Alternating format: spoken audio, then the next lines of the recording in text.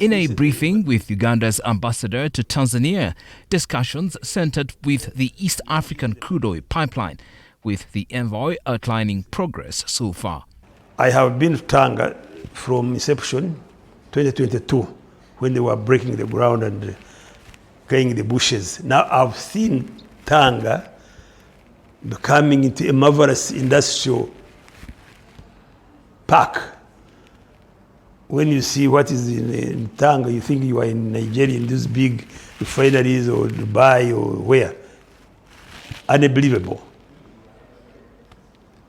The tanks, the pipes, the systems, the jetty which pushes the oil through the lake to the waiting ship, all that has been constructed and is 98% almost complete. The pipeline from Hoima to Chongolyon is already 90% of it is already buried. So we are looking at 31st July to see the first oil coming out. July 2026.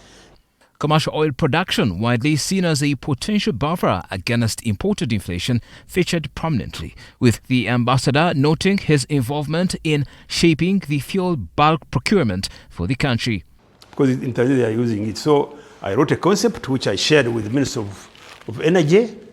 I defended it, and I was happy that it was adopted, and they benchmarked with Tanzania, and they benchmarked with the laws, and started buying. And that's why now you see that really, although there is a crisis in the world, but there is stability in our supplies. We also spoke about bilateral engagements and any tangible trade and investment outcomes. I attracted an investor, a Murundi investor who has a big factory, fertilizer factory in Dodoma. It's the biggest organic fertilizer factory. So I visited him in August and convinced the investor, and he agreed to invest in Uganda.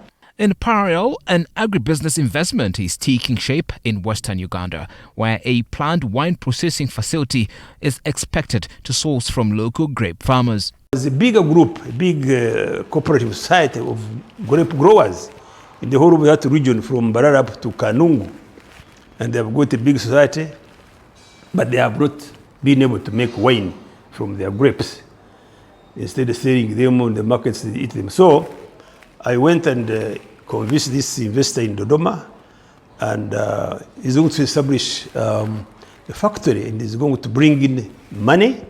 Official data shows Uganda continues to post a trade deficit with Tanzania, estimated at over $120 million annually, calling the urgency of scaling up exports as commercial diplomacy efforts gather pace. Marco Musime, NTV Tonight, Business.